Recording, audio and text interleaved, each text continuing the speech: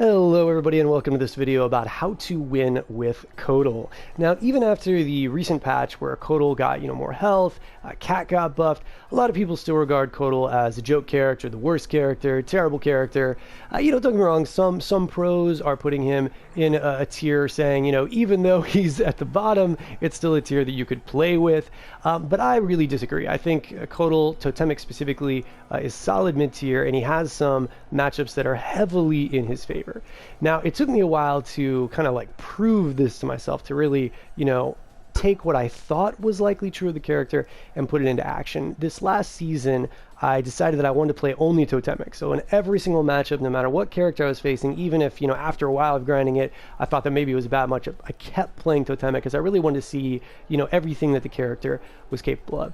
And I'll be honest, about halfway through, it was a struggle. Around like the Master, Grandmaster area, I was really finding it challenging to keep my record positive. I was going away negative, which I'd never done in any of my previous climbs. And so I took this step back and I said, okay, what am I doing wrong here? And I'm sure some people would say, like, you're picking the wrong character. Like you're losing at the character select screen. But I was convinced that, with these changes to Kotal, that would really match his kind of like lame game plan, which I will tell more about later. But I looked and I said, what could I be doing differently about the way that I'm playing Kotal right now? And I realized what I was doing wrong. I made some changes, and it made all the difference in my matches, and I ended up getting to God using just Totemic Kotal. Last season, you can see a video about that. But what I did to figure this out was, one, I've been in the fighting game scene for a while, so I do know, fighting game, concepts and techniques. But what I'm going to talk about today is something that, many of you have likely heard of before if you're, been in the scene for a while. But if you're new, it's something called Oki. And the idea is that, usually when a character does a combo, when they finish that combo, neutral is reset, meaning they basically lose their turn when their combo is done. And then the characters, both the players need to work to, take the next turn, is the idea. But certain characters in some games, Garrus, in this game for instance, has incredibly good Oki, meaning that even when their combo is finished, their turn really isn't over. And this is one of the things that makes Garrus so incredibly good. And the reason I've got him on screen is because when I was thinking, like, what am I doing wrong with Kotal, I thought, which characters are amazing in this game? There's Garrus, there's Liu Kang, and I'm going to be talking about both those today. Garrus is, universally regarded as the top 2 character, top 3. One of the reasons of that is his damage is just, like, insane. It's incredible. I've broken even, within infinite warding. But I want to focus on is his Oki, which is another reason why he is so incredibly good. So for those of you that, don't know, he can end all his combos in Sand Trap. And Sand Trap leaves him, if you take a look at this, he is at hit advantage 19.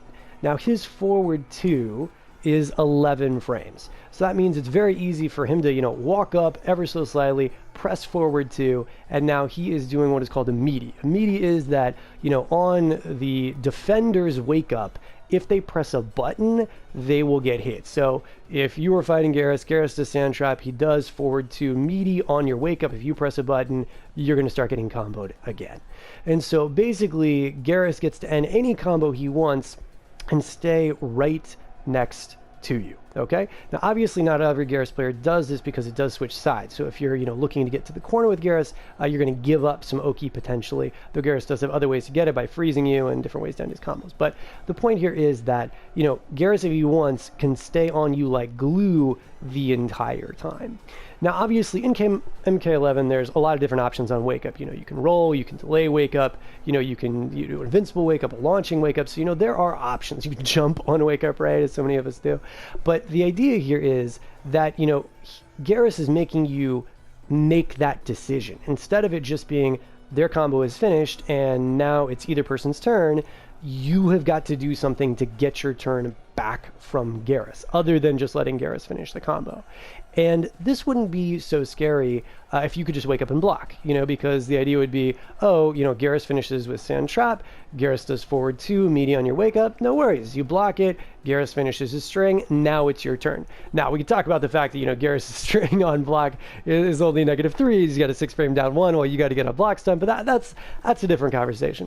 The point I'll just get at is that the reason, or one reason that Garrus' Oki is so scary is because his throw also leaves him at perfect Oki range. People I'm sure have heard this called, throw loops by commentators before. You can see that is also at 19, very easy for him to walk up and forward too. So the idea is you can't just wake up and block against Garrus, because maybe he does forward 2 as the meaty, or maybe he does the throw. And either way, if you get hit by the forward 2 or you get hit by the throw, you are back in Garrus's, in Oki's situation that's bad for you. So Garrus gets continuous, repeated Oki. So I thought to myself, how can I recreate this type of Oki situation that Garrus is getting with Kotal Kahn? Kotal, normally totemic, is going to end combos in Cat. Now Cat leaves you at a very interesting range. If you take a look at this, obviously this range is completely different than the sort of range we saw Garrus being left out, which is, right next to the opponent. And, you might think, well, this is, too far to do anything. How are we going to get, like a strike throw mix-up going where the opponent's going to be worried about, am I going to throw a combo or am I going to do a throw? Well, first, just in terms of, spacing for combos, this range is actually perfect for forward 2. Forward 2 is Kotal's main mid. Of course, a lot of people complain that his main mid is 22 frames, which is crazy because, he doesn't have fast mids up close, so that's a problem. So actually being at the range that Cat leaves you is absolutely perfect to follow up. And you'll notice that it's a 25 frame hit advantage, so it is very easy to get that meaty with the forward 2.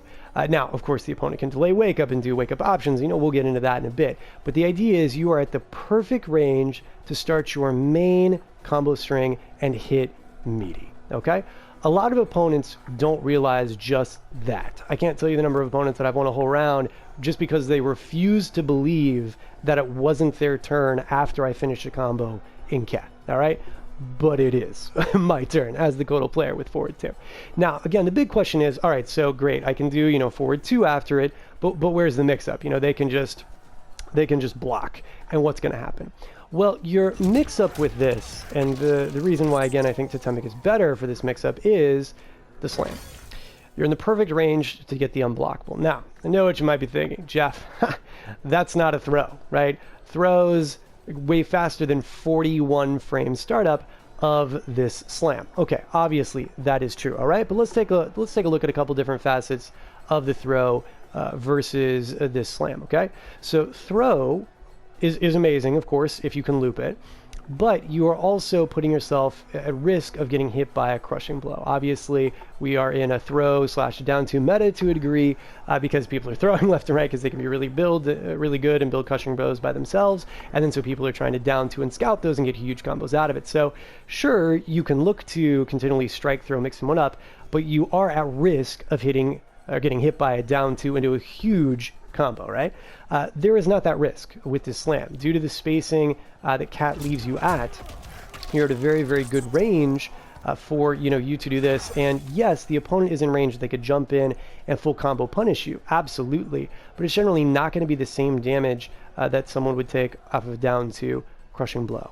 Now, also, we need to take into consideration the fact that, Kotal has more health. So, he could, take a little bit more risk than someone else. Now, obviously, there are counter arguments. You'll get 1 crushing blow at down 2. You could jump on Kotal every single time. So, I'm not saying that you would use this with the same percentages that you would use strike throw mix-up. You would probably use this slam a little bit less for it. I know that I do. But also note that if you read correctly, that they're going to be waiting for you to do your attack with, the forward 2 after a Cat, you will definitely hit them, meaning it is an unblockable. It will absolutely connect. There is like no out of it, meaning they cannot tech like they couldn't throw. Obviously with throw, we're talking about, you throw a throw, they could maybe down 2 crushing below you, or they could just tech your throw, and then now you're back at a neutral position. That does not happen here. You hit them with the unblockable, all right? Now, in order to retain Oki after the unblockable, you will need to do the enhanced version of it. So you would, do this and then enhance it. Now, thankfully, you can see whether or not it connects. So you don't need to just, mash the amplified button. You should wait to see what's going to happen. Now, notice the range that leaves us at. That's decent range, a little bit closer, right? And you'll notice that there's a hit advantage of 10. Now, when you're at that hit advantage of 10, there's not going to be the same sort of options for the forward 2, because the forward 2 is, 22 frames. So it'd be a 12 frames that they could do something. However, being 10 frames positive means you could use forward 4. And in fact, you're in the perfect range to use forward 4. Forward 4 is a startup of 15. It's a mid, so they can't duck it. Also, if the forward 4 gets blocked, you're actually not completely losing your turn due to the pushback and limited negative frames associated with it. So what you can do with this strike slam mix up instead of strike throw is you go for the slam. If you see it connect, you amplify it, and then it's still going to be your turn because you're at plus 10 frames, and you can use forward 4. Now, obviously, that's not giving you the exact same options that Garrus has, where, Garrus does a throw, and then Garrus is right in range to do a strike throw again. You're not going to get that with Kotal. Now, obviously, if the opponent is paralyzed a little bit, you do have other options. You can be doing something like forward 3, which is 17 frame startup, so that's going to be 7 frames. That's going to be pretty good to get you in with that, so you could do that instead of a forward 4. At certain ranges, you can also use back 4, which is a 13 frame startup. That's if you were a bit closer off of the slam. Again, the ranges I'm showing you the cat, you would not normally be able to do that. So if we take a look at this and the slam, and we look at other options, you will notice that a back 4 at that range will not connect. Back forward 3 almost connects, and that's why the main thing you will be using is forward 4. But if you notice that the opponent is going to sit there just a little bit, a slight walk forward into forward 3 or a slight walk forward into back 4 can be good for you. And again, those still give you continued mix-up opportunities. Now you might be saying, well, what happens if you connect with the forward 4? Well, if you connect with the forward 4, you now have 28 frame advantage. And guess what? You're at the perfect range date with that with another meaty. So there are whole rounds I've won because I've gotten to retain my turn over and over and over again. So a series would look something along the lines of hitting with this into cat. They don't realize that it's your turn. You hit with this into cat again. Now they're waiting to block. You slam into this. Now, obviously, we're in a unique situation now because we're in the corner, and so you've got other things you can be doing now with the advantage that you get after that slam. And you notice if you're a little closer, then your advantage isn't quite as much, 9 frames there. But let's imagine we were closer to mid-screen after we hit this. After hitting with that, you'd hit with the forward 4 and then into this again. And so you can really get this momentum train rolling where it's your turn, your turn, your turn, your turn, your turn. Now, obviously, that's not guaranteed by any stretch. But the point is that if you know what your follow-up is after each of these moves, which I figured out by looking at the frames for each, you can know what you should be doing for your turn. Now, once again, the slam does have some risks associated with it, but since we're talking about follow-ups that do exist, it is very, very important to realize when you have access to meaty slams. And what I mean by that is that even if the opponent is jumping, for instance, like waking up and jumping, they would not be able to get out of it. So the biggest one that you're going to see is usually this. This leaves you at enough frame advantage that even if they try to jump, you are going to hit them.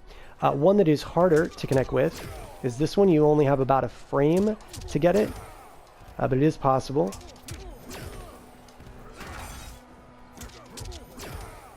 That's the problem with doing the recording, right? It's not as hard as I'm making it look, I promise.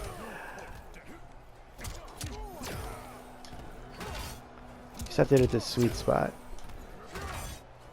And the best part about it is they're right, there you go. They're right at the edge of that. So even if they do jump or jump forward, you can often block in time after a 1-2-2. Some other interesting ones are jump kick. We'll get them. If you're closer to the corner, hitting with this will work.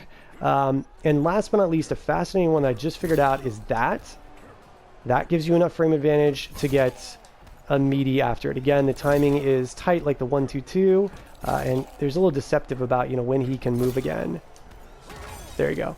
So the point here is that obviously I'm talking about ending in cat and your options, but there are other points in time where you can also get a slam. So I just want you to see that if you know that after a slam, one of your main options, unless you're in the corner, is forward 4, you can also know that anytime you hit with anything that I just showed you, you can then go into slam, and then you can then go into forward 4 and then go into forward 2 again.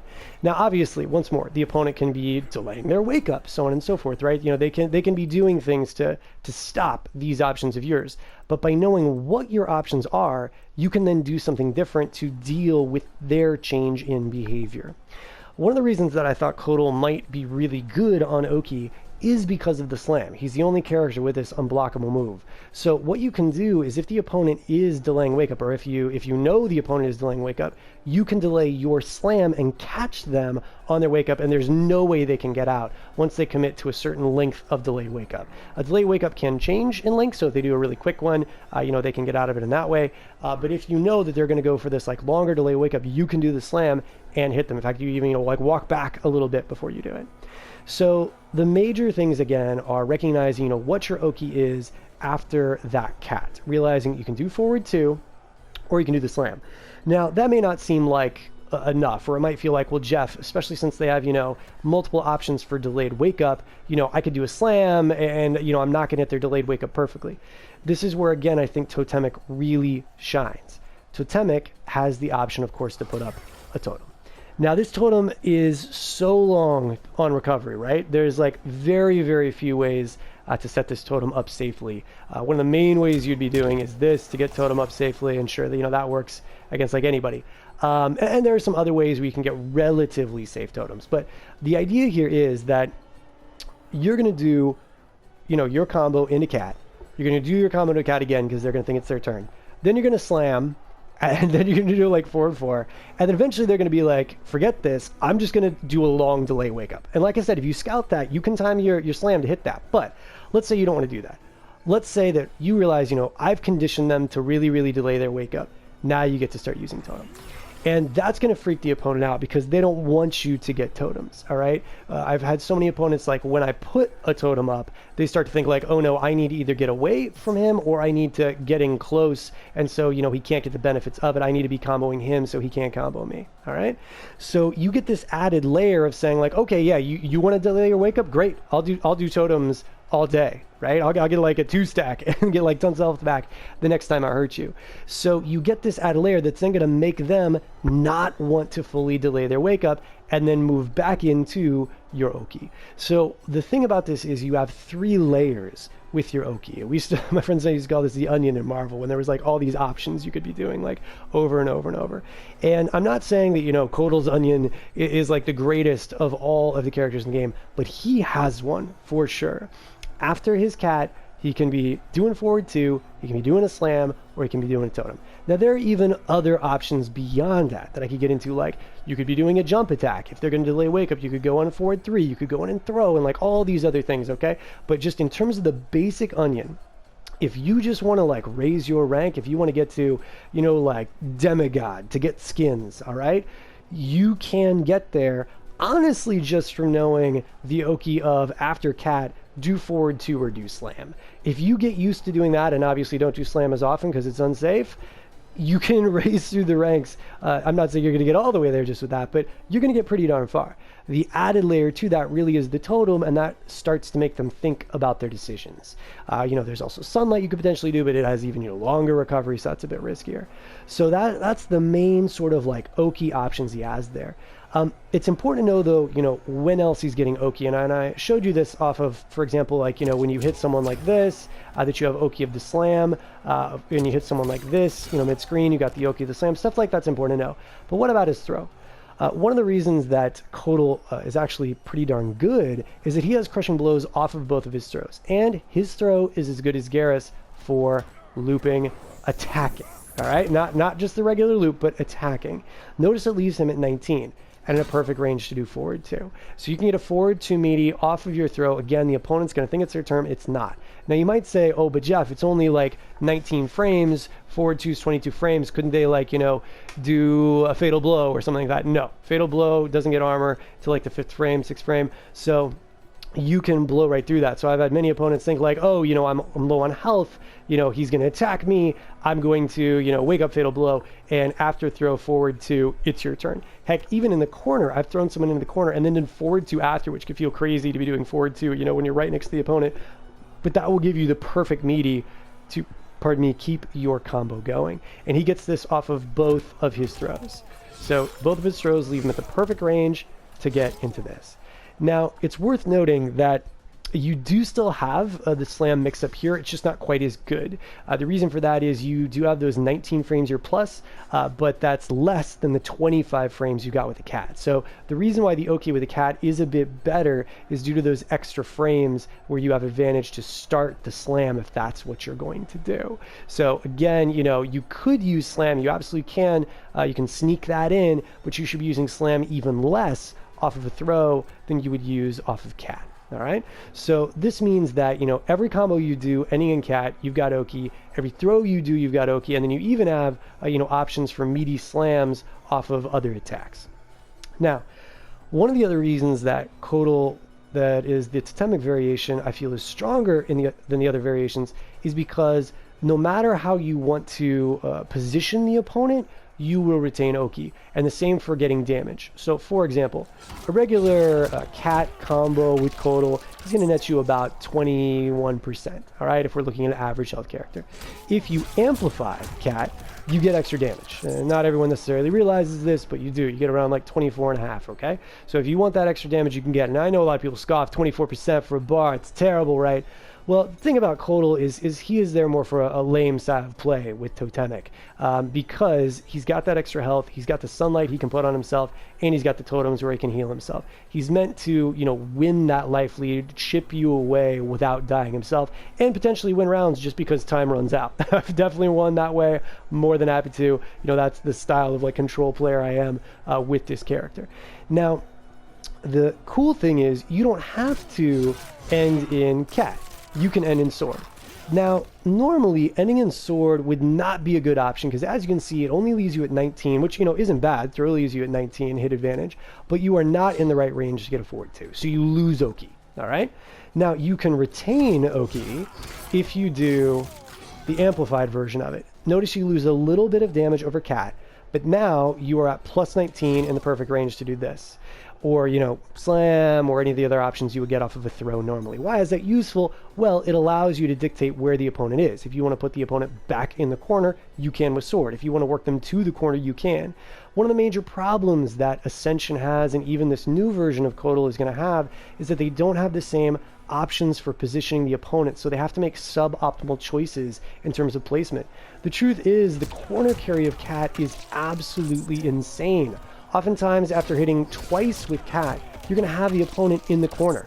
And that limits their options because they can't move back now. And you can be scouting, you can be waiting for their, you know, jump attacks for them to do something, you know, that they shouldn't, as well as enforcing your own Oki of doing forward two or slam or totem. All right?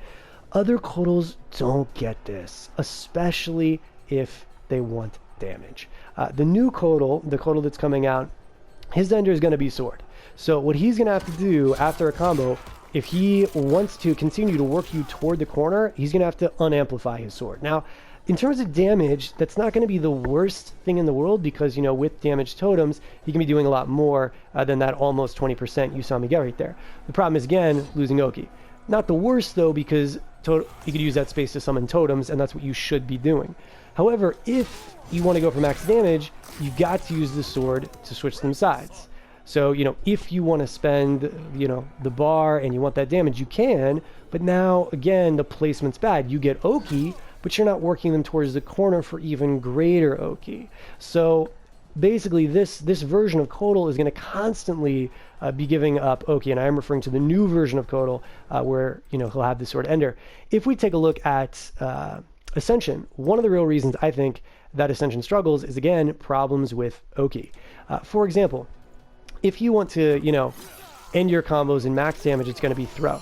And notice, throw, if you do this, is very similar to other things we've been talking about. It leaves Kotal at a good range and a 19, right in range to do that forward too. So actually, Oki off of the regular command grab is not bad. The problem is it switches sides. And by switching sides, of course, it stops you from being able to work yourself toward the opponent. Plus, if you want max damage at the end of the combo, you want to amplify it. You amplify it, now Kotal has no Oki options whatsoever. this wouldn't be so bad if you had totems, because you would use this space to totem up, and you could say, well, wow, just sunlight, but this version of sunlight is terrible. I mean, it's only good for closing out matches where, you don't want to be near the opponent. So, hey, that's great. But, it's not something you can do regularly. So because of that, the Ascension variation of Kotal suffers because he's got to constantly switch you sides, and if he wants to do max damage, he loses all Loki.